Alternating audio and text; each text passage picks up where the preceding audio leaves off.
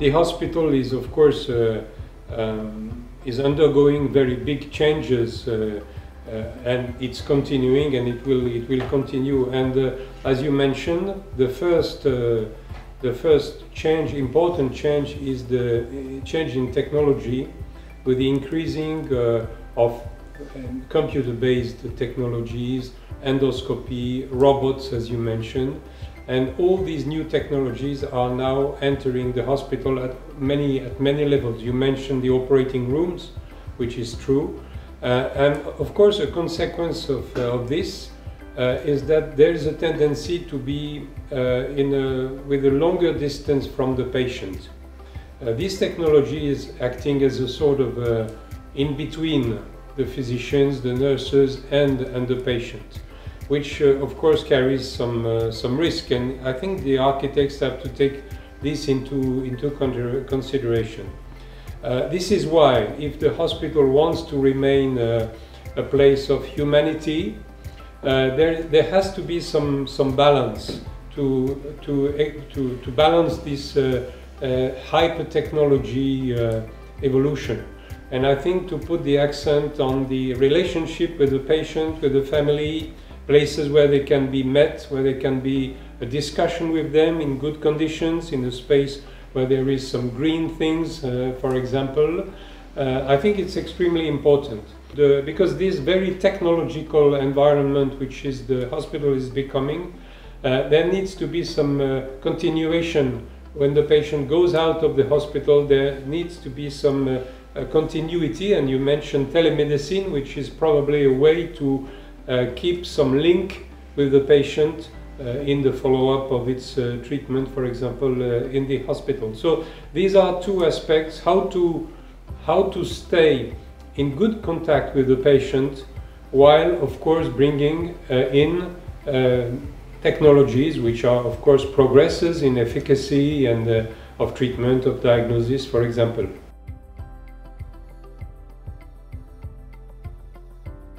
I think there needs to be a balance between this development of technology, which is a bit cold, a bit creating distances, something which is not easy to understand. There needs to be a balance for the patient and its family through some capacities to establish relationship, good relationship, contact, and so on.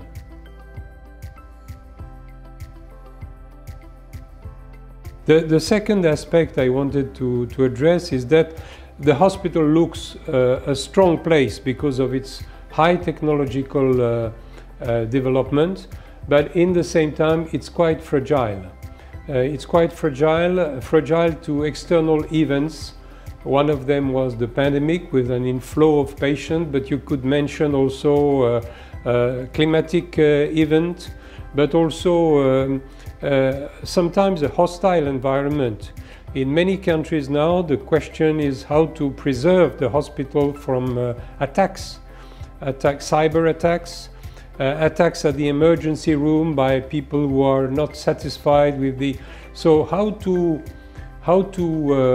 in the same time preserve the integrity of the hospital and of its functioning, I think is a challenge for the future.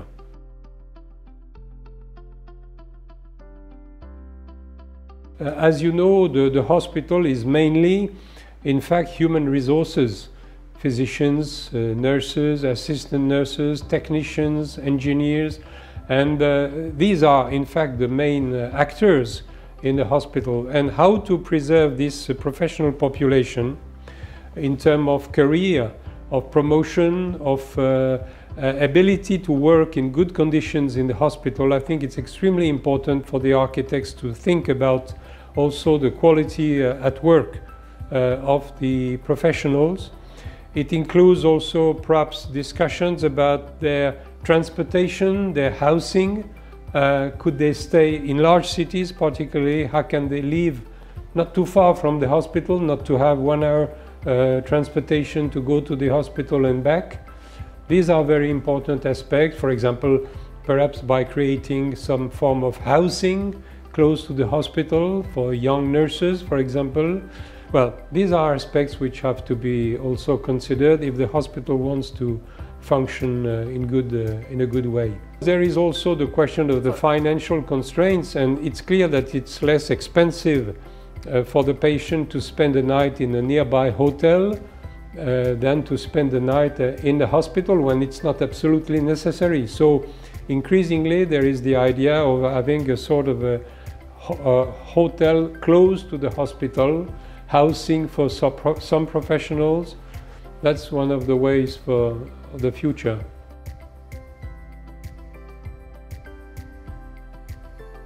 During the pandemic, I think the main lesson was about the flexibility of the hospital, adaptability. Suddenly, hospitals had to adapt to a large inflow of patients. So how to conceive hospitals which can transform some areas to welcome patients with, for example, respiratory distress. That's certainly one of the lessons. Another lesson is also about, as you saw in many countries, the question of access to oxygen. How to make sure that such an important element, which is oxygen, will be accessible to many patients in the hospital. So there are many ways to provide oxygen, but I think this has to be thought in advance. Another aspect is the protection of the health professionals with personal protective equipment like face masks. Probably the architects will have to think in the future about a place in the hospital to have a stockpile of masks, so that if there is a brutal event like an epidemic, there can be rapidly good access to these equipments to the health professionals within the hospital. Well, there is also, but it's more technical, the question of the collection of data, because a hospital is also a place where increasingly in terms of public health you need to collect data to inform the health authorities about what's going on. So there is a need to be able to collect these data. Well, these are some examples. One lesson is certainly that the future construction of hospital will have to take into account the need for the capacity to welcome a large number of patients suddenly.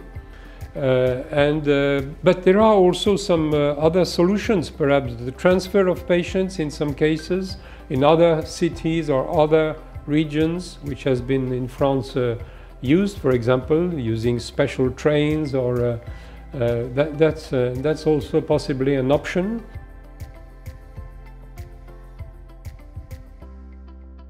Când a început pandemia, ne-am gândit, ca și arhitecți interesați de acest domeniu, cel medical, cum putem să contribuim și noi țării, să zic așa, în a aduce un pic de ajutor guvernului. Ne-am uitat ce se întâmplă în afară și am observat că în internațional grupuri de arhitecți propuneau tot felul de soluții. Cel mai interesant mi s-a părut cel al arhitecturii modulare formate din containere de transport, pentru că avem și furnizori în România care pot să producă astfel de containere și pentru că pe vremea respectivă era foarte greu să faci comenzi și să le aduci, să le livrezi în România, am crezut că aceasta este o opțiune mai bună. La început, primul proiect a fost cel de la Elias, de la Spitalul Elias. A fost o colaborare împreună cu Asociația Dăruiește Viață, unde am realizat un spital modular pentru 38 de paturi. Dintre ele 10 erau pentru persoane care erau încă suspecte de COVID, 14 pentru persoane care erau în fază intermediară și încă 14 pentru persoane care erau în stare critică, paturi de ATI.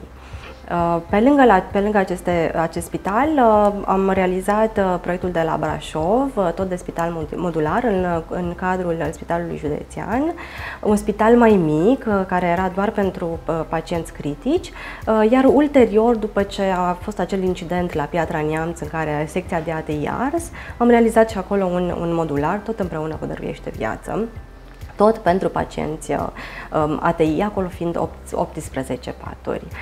Între timp am ajutat cu studii de fezabilitate și cu scheme funcționale încă foarte multe spitale, nu știu exact numărul care este, dar sunt undeva la 25.000 de metri pătrați de spitale proiectate în perioada de pandemie. Este foarte important, mai ales în cadrul pandemiei COVID, să respecti niște circuite. Parcursul pacientului este foarte important și în același timp și cel al personalului medical.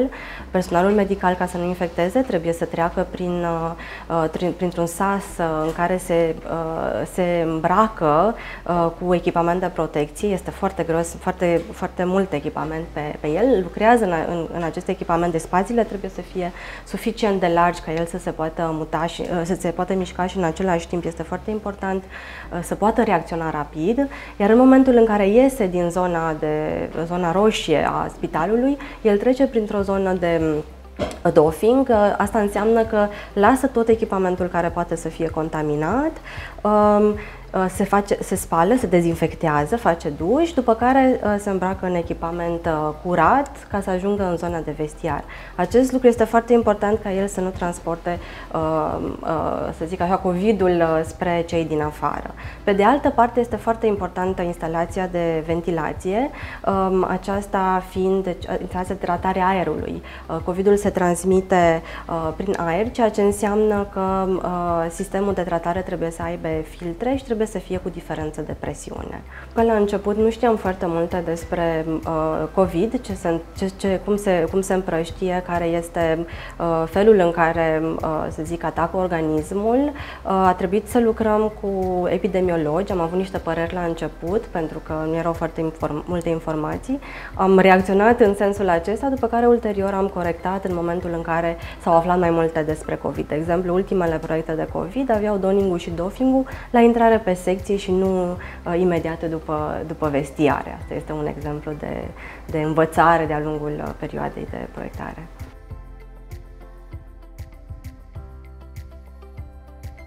Sunt foarte multe cazuri, cum sunt calamitățile naturale, cu tremure, inundații sau războaiele, cum este în acest moment exemplul războiului din Ucraina, sau pandemii, în care putem să folosim aceste sisteme modulare. Ele sunt foarte ușor de construit, uneori se pot folosi cu elemente care se pot recicla, deci containerele care stau astăzi în porturi se pot recicla și folosi în acest sens.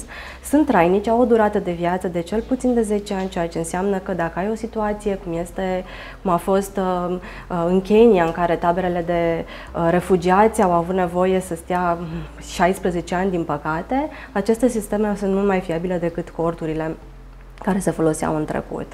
Eu cred că este foarte important, în primul rând, ca arhitecții să participe în astfel de situații și să vină cu soluții, pentru că nu este vorba doar despre funcționalitate în sine. Acești oameni nu au nevoie doar de locuire. Locuirea este prima urgență.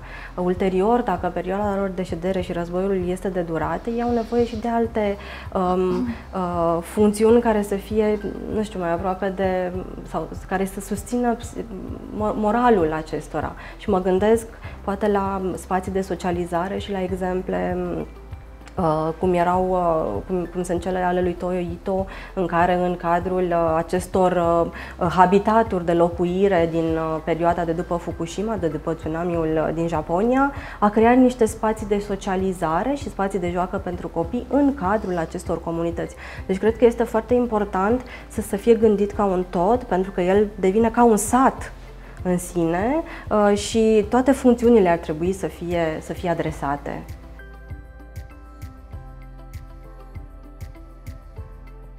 Unul la mână, cred că este foarte important să facem studii în care să evaluăm nevoile, să ne asigurăm că numărul de paturi sau serviciile pe care le estimăm în cadrul unui spital sunt cele corecte și sunt bazate pe nevoie, nu pe dorințele diferitelor persoane implicate în proiect. În al doilea rând, cred că este foarte important să folosim experți care au experiență în domeniu pentru a evita greșeli și cheltuirea banilor, să zic, să se cheltuiască mult prea mulți bani. În al treilea rând, cred că este foarte important să folosim soluții pentru spitale. Și când zic asta, mă refer la finisaje, la instalații care sunt conforme pentru spații medicale. Aceste idei sunt valabile și pentru spitalele existente, fără nicio problemă. În cadrul spitalelor existente, ce trebuie evaluat este în același timp dacă este eficientă clădirea pentru a fi utilizată în continuare pentru spital, și asta se poate face într-un studiu de fezabilitate făcut corect, în care, bineînțeles, aducând toate îmbunătățirile necesare, vedem costurile cu care realizăm această clădire. Le putem compara cu o eventuală clădire nouă și ne dăm seama care dintre cele două opțiuni este mai bună. Sunt spitale vechi în lumea întreagă care sunt transformate și care funcționează foarte bine ca și medical astăzi. Nu înseamnă că nu se poate, doar trebuie făcute cum trebuie.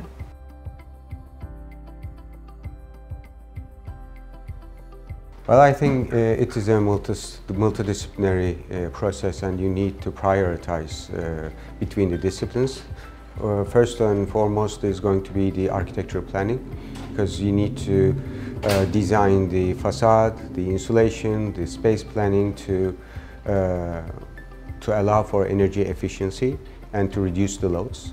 And then comes the electromechanical systems efficiency. You need to select the equipment to make use of energy in the best possible way. And then you can also produce your own energy with some new technologies, which is going to contribute to the environmental impact. Istanbul Cham and Sakura Hospital is the biggest hospital in Istanbul, and it has around 1 million square meter construction area, quite a big hospital. But although to its bigness, it follows environmental, let's say, criteria. It has a LEED Gold certificate, and in the hospital there is a huge water tank, like 3,600 square meters, to collect the rainwater and to reuse it. So we can say that some of the let's say sources are reused in the hospital, like water or the heat of the machines. They are like collected again in a three-generation mechanical system. These are high technology systems, and they are reused in the hospital.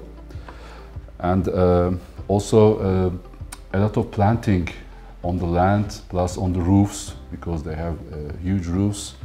A lot of planting also provided in the hospital. Yeah, that kind of features, we can say, basically are the most important features of this hospital. Also solar panels? Right? Yes, there are also solar panels to gain some heat. The systems are designed very efficiently using the latest technology for heating, cooling and ventilation. And also for lighting we are using LED technology, and the building automation systems are regulating this to minimize energy consumption.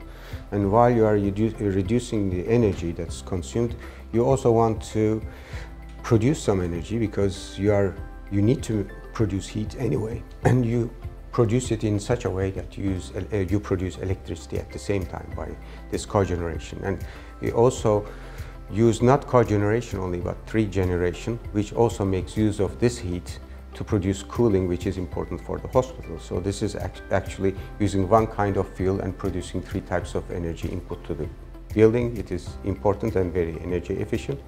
And in terms of solar energy, we are heating hot water with solar panels, and also using latest version of photovoltaic technology, although contribution of that is quite limited because of the scale problem, I would say. Green energy, it depends on how you define green energy, but if you mean to say deviations from a very conventional heating and cooling system, I would say about 40% is being produced with new green and efficient technologies like that. We couldn't use grey water inside the hospital because of hygienic reasons, but we are limiting the amount of water used at the fixtures. I mean, while the water is flowing from a fixture, you limit it to reduce any water consumption. And also we are collecting rainwater and use it for irrigation purposes mostly, and cooling water. We have also, for example, electrical charging units. I mean, we also use for cars, electrical cars. So it's a total system. It has many features.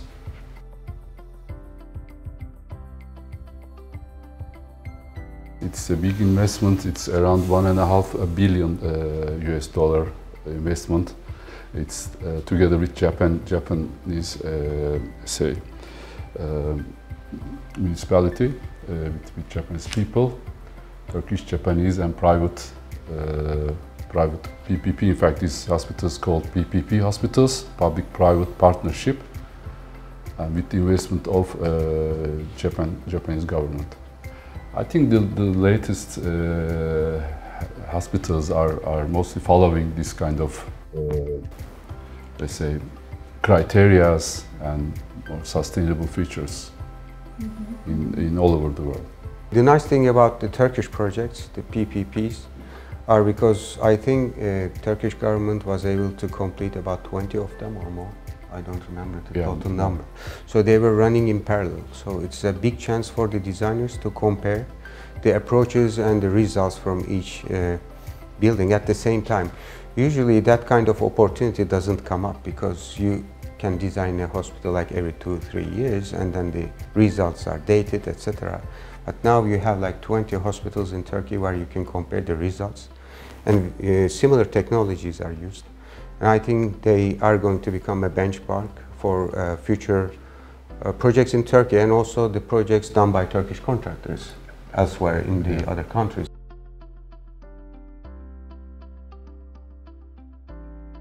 I think it has also another kind of, let's say, social sustainability, we can say, or about the healthcare sustainability. It helped, for example, in the very bad days of COVID-19 with its capacity. I mean, in such cases, this scale helps a lot because there are more than 450 intensive care unit beds. So in the COVID period, this was one of the critical, let's say, points in the city to help people. So this is also important. I mean, not only the environmental factors, but that kind of, let's say, kind of a surprise factors, plus the availability of the, let's say, infrastructure for this kind of situations.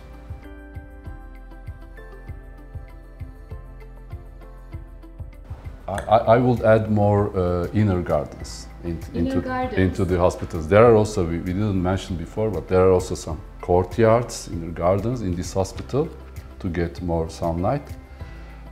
One of the maybe must of the future hospitals is the inner gardens to me. Not dark spaces, not dark rooms. Everywhere should get some sunlight for psychological effects. Well, I think these cogeneration plants are important because they are the hospitals are continuously using energy. And one of the most important parts of the project becomes the automation systems because it is very complicated. If you don't have a well-operated system, then even if you invest very much, almost too much on the new technologies, it doesn't work basically. So that kind of management, building management systems requires good planning at the beginning and cooperation with the operators and the designers at the same time. So it starts with design and ends with operator, and the whole thing needs to be managed very well. I think design is very, very important for sustainability, achieving sustainability. Otherwise, it is only just putting more equipment and then wishing it is going to work.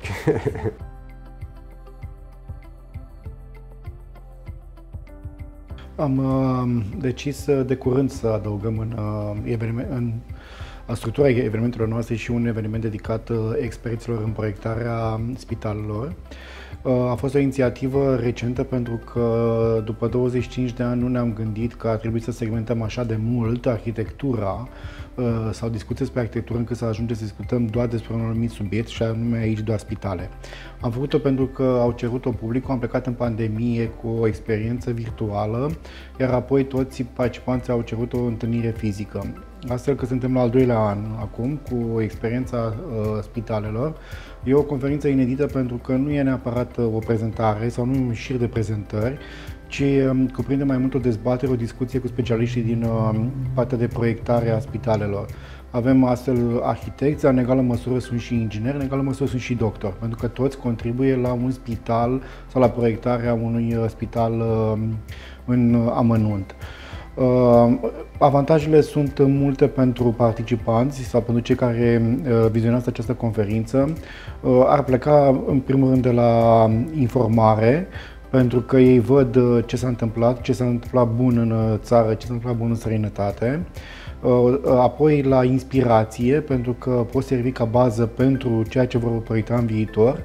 Și poate n-ar trebui să uităm și la posibilitatea ca acești specialiști să poată lucra împreună, adică să creeze echipe mixte de lucru în perspectiva necesității volumului sau creșterii volumului de proiectare într-un ritm accelerat. Spitalele din PNRR care vor veni în România, care vor trebui construite, necesită proiectare. Și atunci experiența este relativ nouă, să spunem, pe piața românească, nu nouă ca și proiectarea de spitale, dar ca și volum, dintr-o dată, de informații, adaptabilitate la noile cerințe. Și atunci aceste echipe interdisciplinare se pot crea cu succes și într-un eveniment cum este evenimentul de astăzi, Share.